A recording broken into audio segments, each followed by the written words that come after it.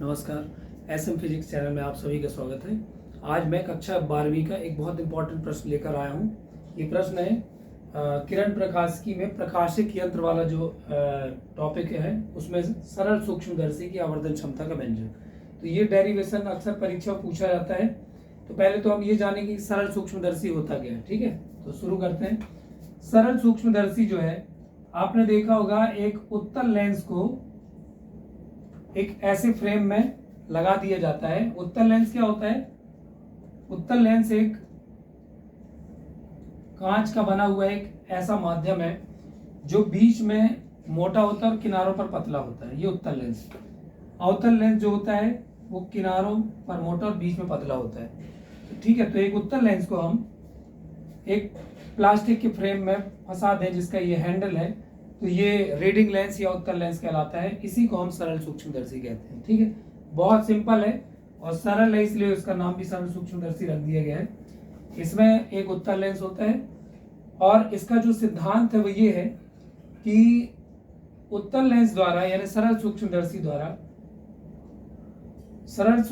द्वारा उत्तल लेंस के प्रकाशिक केंद्र O और फोकस बिंदु दोनों के बीच जब किसी वस्तु को रखा जाता है तो उस वस्तु का आभासी यानी सीधा प्रतिबिंब और वस्तु से बड़ा प्रतिबिंब उस लेंस की ही ओर बनता है, यानी वस्तु की ही ओर बनता है। आपने देखा होगा उत्तल लेंस और अवतल दर्पण, इसमें वास्तविक प्रतिबिंब बनता है 5 स्थितियों में और एक स्थिति ऐसी जिसमें आभासी प्रतिबिंब बनता है। ठीक है, मतलब हम ये कहें कि अगर आपको कंफ्यूजन हो तो आप इतना समझ लीजिए कि जो काम उत्तल लेंस का है वही अवतल दर्पण का है। दर्पण में अवतल दर्पण और लेंस में उत्तल लेंस, इन दोनों में ही 5 स्थितियां होती हैं। वो 5 स्थितियों का जो वीडियो है मैं कल बना करके या नेक्स्ट वीडियो में मैं आपको समझाऊंगा, क्योंकि बहुत इंपॉर्टेंट है। अगर वो 5 स्थितियां आपको समझ में आ गई कि किस स्थिति में कहाँ वस्तु रहती है तो प्रतिबिंब कहाँ बनता है, कैसा बनता है, प्रतिबिंब का आकार कैसा होता है, तो आपको कभी भूलेगा नहीं। किरण प्रकाश की कठिन नहीं है, लेकिन उसकी जो किरण का जो आरेख है, कौन सी किरण कहाँ से जाएगी, प्रतिबिंब कैसा बनेगा, उसमें बहुत ज्यादा बच्चों को डाउट होता है। तो मैं समझाने की कोशिश कर रहा हूँ, थोड़ा सा ध्यान से देखें। देखिए, अभी तो हम इसका डिस्कस कर लेते हैं। सरल सूक्ष्मदर्शी का काम है कि जब हम उत्तल लेंस के प्रकाशिक केंद्र O कहलाता है, जो कि दर्पण में क्या कहलाता है, ध्रुव। तो प्रकाशिक केंद्र O और फोकस के बीच वस्तु को कहीं पर रख दें, इन दोनों के बीच किसी भी स्थिति पर वस्तु अगर है तो वस्तु का प्रतिबिंब कैसा बनता है, आभासी बनता है। ये केवल एक ही स्थिति है जहां आभासी प्रतिबिंब बनेगा। अगर आपसे पूछा जाए उत्तल लेंस द्वारा आभासी प्रतिबिंब कब बनता है, किस स्थिति में, तो आप बोलेंगे लेंस के प्रकाशिक केंद्र और फोकस बिंदु के बीच में कहीं वस्तु अगर रखी हो तो प्रतिबिंब कैसा बनता है, वस्तु से बड़ा, सीधा और आभासी। देखिए, सीधा मतलब आभासी और अगर उल्टा है तो वास्तविक। आप ऐसे याद रख लीजिए, सीधा यानी क्या होता है, आभासी। ठीक है, और उल्टा प्रतिबिंब है यानी कि वास्तविक। ठीक है, तो ये वर्चुअल इमेज होगा, ये रियल इमेज होगा। उल्टे यानी वास्तविक। तो वो देखिए सीधा बन रहा है और कैसा बन रहा है, वस्तु से बड़ा और स्थिति। 3 चीजें बताना जरूरी। पहली बात तो सीधा है या उल्टा है, तो कैसा है, सीधा। फिर कैसा दिख रहा है, वस्तु से बड़ा। और तीसरी स्थिति क्या है कि वस्तु की ही ओर बनेगा। ये एक ही स्थिति में वस्तु की ओर ही बन रहा है, वस्तु भी वही है, प्रतिबिंब भी उसी तरफ है। जबकि लेंस के अधिकतर 5 स्थितियों में वस्तु एक साइड होती है, प्रतिबिंब दूसरी साइड बनता है, उल्टा बनता है वो दूसरी साइड। ठीक है, तो एक तो ये बात हो गई। जब मैं आपको उत्तल लेंस और अवतल दर्पण के प्रतिबिंब की स्थितियां बताऊंगा तो आपको क्लियर हो जाएगा। अभी हम शुरू करते हैं। आवर्धन क्षमता का व्यंजक सिद्ध करना है। जितनी चीजें मैं बताऊंगा उतनी ही आप करना पेपर में। चित्र पहले समझ लेते हैं। उत्तल लेंस है, अब यहाँ पे वस्तु रखी है भी, ये कैसे ये सब बन रहा है इसको ध्यान से समझे। ठीक है, ये वस्तु रखी हुई है। अब आप देखें, ये वस्तु से एक किरण जाती है। आपको ये मालूम होना चाहिए कि किसी भी वस्तु द्वारा प्रतिबिंब जो बनता है, वस्तु से असंख्य किरणें निकलती हैं, असंख्य यानी अनगिनत प्रकाश किरणें वस्तु से निकलती हैं, लेकिन उसका प्रतिबिंब प्राप्त करने के लिए केवल 2 किरणों का होना जरूरी है। 2 किरणें अगर मिल रही हैं तो प्रतिबिंब बन जाएगा। अब देखो, वस्तु ए से किरण बी पर आकर मिलती है, ठीक है, फिर यहाँ से क्या होता है, इसका अपवर्तन होता है कांच में, अपवर्तन होने से किरण अपवर्तित होकर ऐसे निकल गई, ये आ गई। देखो, विरल माध्यम से सघन माध्यम में जाती है तो प्रकाश किरण की चाल जो है वो बदलती है, यानी कम होती है, तो ये मुड़ गई, देखो ये मुड़ गई, ऐसे आ गई। अब इसको हम पीछे की तरफ बढ़ा दें, अगर इसी किरण को पीछे की ओर बढ़ा दें, ये जब इस तरफ बढ़ाएंगे,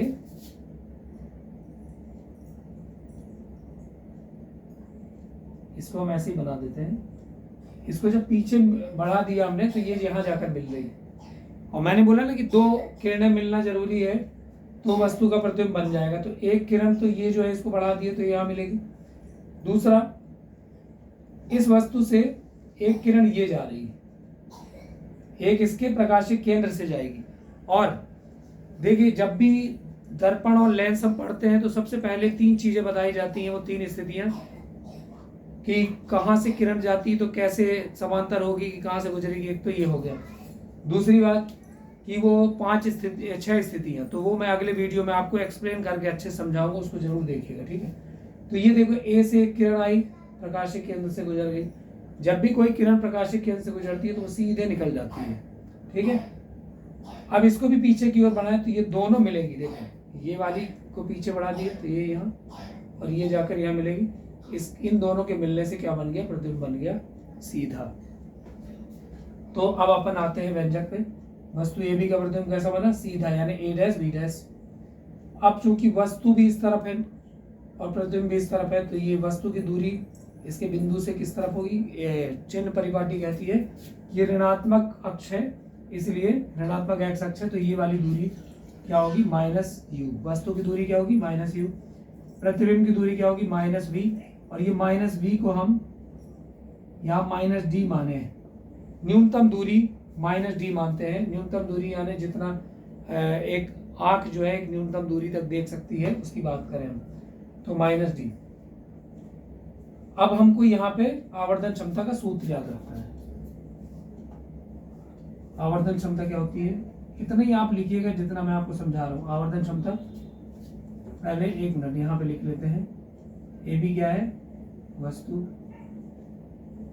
ए डैश बी डैश क्या है, प्रतिबिंब, ठीक है, और ओ बी मतलब -u and O B dash is equal to -v या -d, ठीक है। तो वस्तु ए बी द्वारा यहाँ जो कोण बन रहा है, और देखिए ये जो कोण बन रहा है, ये जो कोण बन रहा है यहाँ पर, ये कोण, इधर जो कोण बन रहा है बीटा, ये अल्फा कोण किसके द्वारा बन रहा है, वस्तु द्वारा। हमने यहाँ पर वस्तु के बराबर में यहाँ बिंदु C मान लिया है, तो ये हम मान सकते हैं कि जो सी बी डैश है ये ए बी वस्तु ही है। तो वस्तु जो कोण बना रही है आंख पर यानी यहाँ जो कोण बन रहा है वो है अल्फा, और जो प्रतिबिंब ए डैश बी डैश बना रहा है वो है बीटा। ये बीटा जो है यहाँ पे बन रहा है, ध्यान से देखिए, ये ऊपर वाले का ये, और अल्फा जो है वो इसका है, और ये वस्तु का ही एक रूप है, ठीक है। वस्तु द्वारा बना प्रतिबिंब कितना है, अल्फा। प्रतिबिंब द्वारा बना जो कोण है वो है बीटा। वस्तु ए बी द्वारा बना कोण कितना है, ए बी द्वारा बना कोण वो है ए बी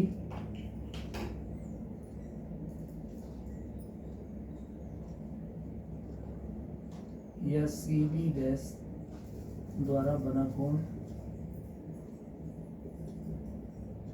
ये है कोण सी ओ बी डैश बराबर अल्फा, और प्रतिबिंब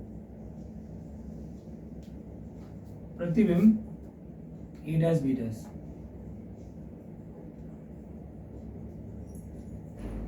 बना कोण ये कितना है, ए डैश ओ बी डैश बराबर बीटा। लेकिन आप यहाँ पे देख रहे हो कि ये जो ए बी है ये भी यहीं पे है, मतलब ए बी भी कोण बना रहा है। तो या हम लिख सकते हैं कोण ए ओ बी बराबर बीटा। हम इसी को लेकर के सॉल्व कर देंगे। आवर्धन क्षमता का सूत्र क्या होता है?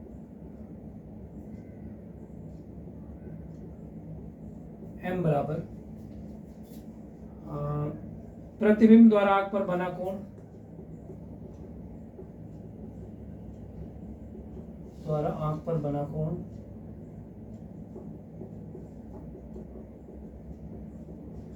कोण बराबर वस्तु द्वारा आंख पर बना कोण।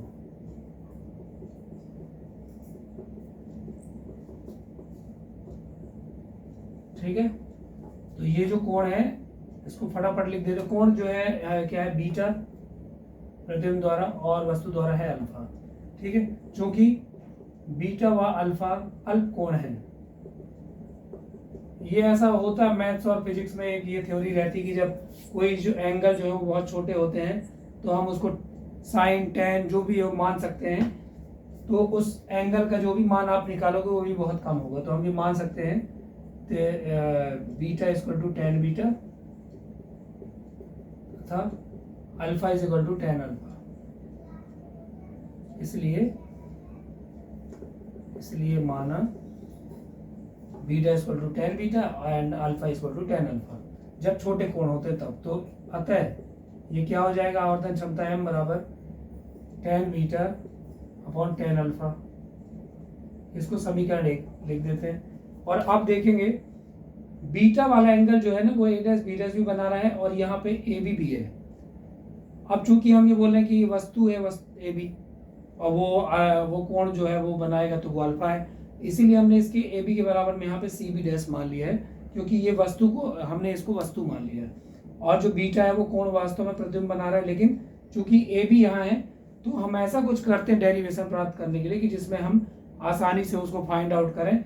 तो ए डैश बी डैश ना लिखकर क्या लिख देते हैं? ए बी लिख देते हैं। ठीक है, क्योंकि वो दोनों का कोण है। तो हम क्या लिख देंगे? त्रिभुज ए ओ बी में टेन बीटा। देखो ये वाला त्रिभुज ए ओ बी में ये बीटा कोण है। टेन बीटा क्या होता है? लंब बटे आधार, यानी लंब क्या है? ए बी, आधार है O B, A B upon O B. ठीक है, तथा त्रिभुज इस वाले में देखो अल्फा किसका है? सी ओ बी डैश का। त्रिभुज सी ओ बी डैश में tan alpha is equal to क्या हो जाएगा? ये है अल्फा, ये अल्फा इसका है, ये हो गया लंब और ये है आधार। तो ये कितना हो जाएगा? लंब बटे आधार, यानी कि सी बी डैश बटे ओ बी डैश।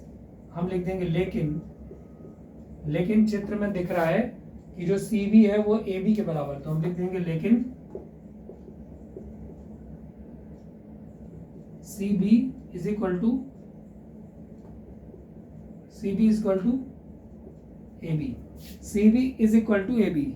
ठीक है, मैंने बोला ना कि आपको डेरिवेशन फाइंड करना है तो आपको ज्यादा छेड़छाड़ नहीं करना है, कुछ नियम में बदलाव नहीं करना, लेकिन आप चित्र में चूंकि बराबर दिख रहा है क्योंकि किरण तो यहाँ भी जाएगी ना, तो इसलिए उसको हम मान लेते हैं। ठीक है, तो यहाँ पे क्या आ जाएगा?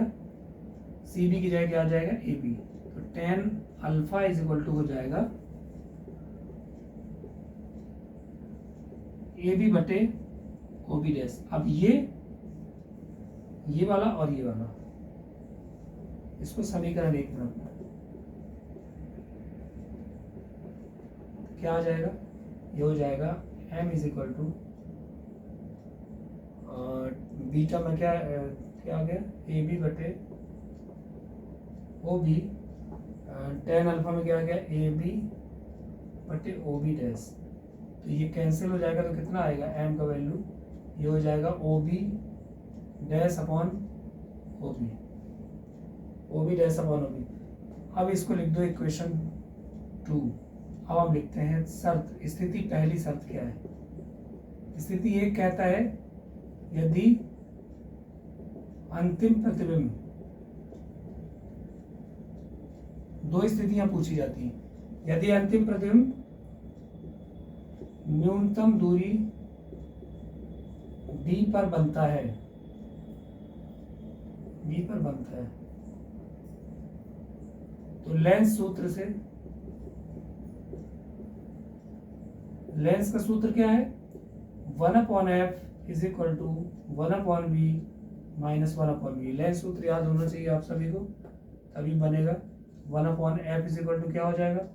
हमने ये जो v क्या होता है, ये होती है प्रतिबिंब की दूरी, और प्रतिबिंब की दूरी क्या है? माइनस में है, क्योंकि वो इस तरफ बन रहा है ना। तो v की जगह क्या लिख दोगे? माइनस v ना लिखकर आप क्या लिखोगे? न्यूनतम दूरी d लिखना है, तो माइनस d लिख दिया। माइनस, ये तो फॉर्मूले का माइनस है। अब आपको यहाँ पे u जो लिखा है ये भी माइनस में है, तो उसको लिख दो आप माइनस u। अब माइनस माइनस का मल्टीप्लाई हुआ तो प्लस हो गया, तो 1/f is equal to minus 1/d plus 1/u। तो यहाँ पर ये जो 1/d है इधर चला जाएगा, तो ये आ जाएगा 1/f plus 1/d is equal to 1/u। हम लिख सकते हैं इसको कि 1/u का वैल्यू कितना आ गया? 1/f प्लस 1/d आ गया। आ रहा समझ में? ये आ गया 1/u कितना आ गया? 1/f plus 1/d। अब ये 1/u की जगह एक मिनट, यहाँ पर इधर पर हमको लिखना था, इधर पर OB डैश क्या है? OB डैश है माइनस डी, OB डैश है माइनस डी, और OB minus, minus minus cancel तो कितना आएगा? d/u। इसको दे दो आप समीकरण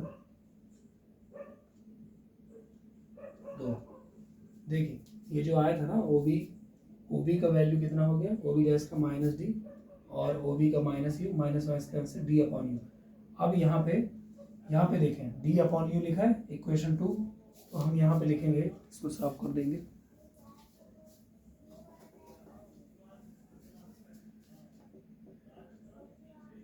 समीकरण 2 क्या करना है आपको? ये d/u जो लिखा है,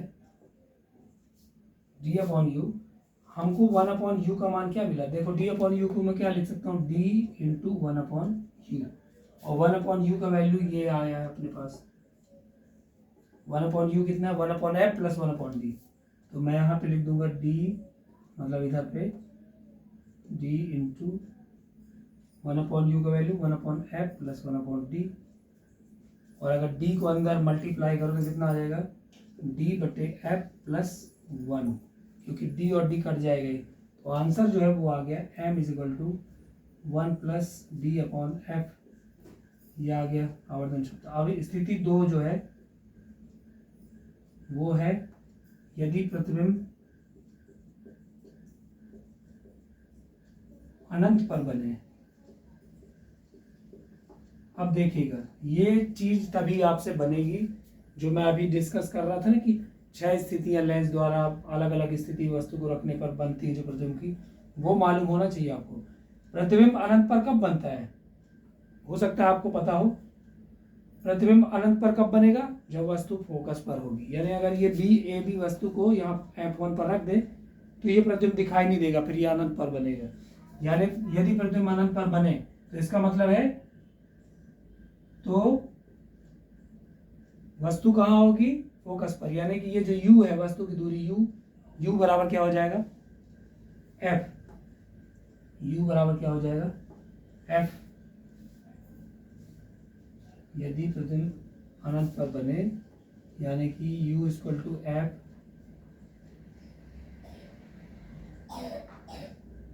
तो v बराबर इनफाइनाइट। ठीक है, प्रतिबिंब अनंत पर कब बनेगा? जब वस्तु कहाँ पर होगी? फोकस पर। तो हम यहाँ पे लिख देंगे इस वाले में क्या लिखेंगे? प्रतिबिंब अनंत पर तब बनेगा जब u बराबर है। तो ये जो समीकरण 2 है वहां मैं लिख दूंगा समीकरण 2 से प्रतिबिंब अनंत पर तब बनेगा जब u बराबर क्या हो जाएगा? f हो जाएगा। मतलब वस्तु कहाँ पर रखी हो? फोकस पर रखी हो। तो प्रतिबिंब अनंत पर बनता है। तो ये आ गया आंसर, ठीक है। तो ये दोनों चीज़ें हैं, चित्र देखकर आप थोड़ा प्रैक्टिस करें। और कुछ नहीं, इसमें जो ये एंगल है, ये एंगल को ही ध्यान रखना है कि जो बीटा है वो प्रतिबिंब का भी एंगल है, वस्तु का भी है, इसीलिए हमने अलग से एक वस्तु यह है जैसे यहाँ मान लिया, उसका कोण कितना है अल्फा। तो tan बीटा हम निकालेंगे ए ओ बी से, और tan अल्फा निकालेंगे सी ओ बी से। फिर सी बी की जगह क्या रख दिया हमने, ए बी रख दिया, ताकि ए बी कैंसिल हो जाए और ये आएगा। इसके बाद इक्वेशन 2 आया, फिर स्थितियाँ हमने रखा तो यहाँ पे डिस्टेंस रख देंगे, आ जाएगा। आप प्रैक्टिस करें 2 बार, मैं गारंटी के साथ बोल रहा हूँ कि इससे सरल व्यंजक आपको कोई नहीं लगेगा। हाँ, आप चित्र बनाना थोड़ा सा सीख लें, बाकी बहुत सरल है। कमेंट करके बताएं अगर कोई फिर भी डाउट है, तो मैं फिर से एक बार एक्सप्लेन कर दूंगा, ठीक है। और संयुक्त सूक्ष्मदर्शी का जो वीडियो है वो अगला वीडियो हम इसमें अपलोड करेंगे, उसको भी देख लें आप। Thank you.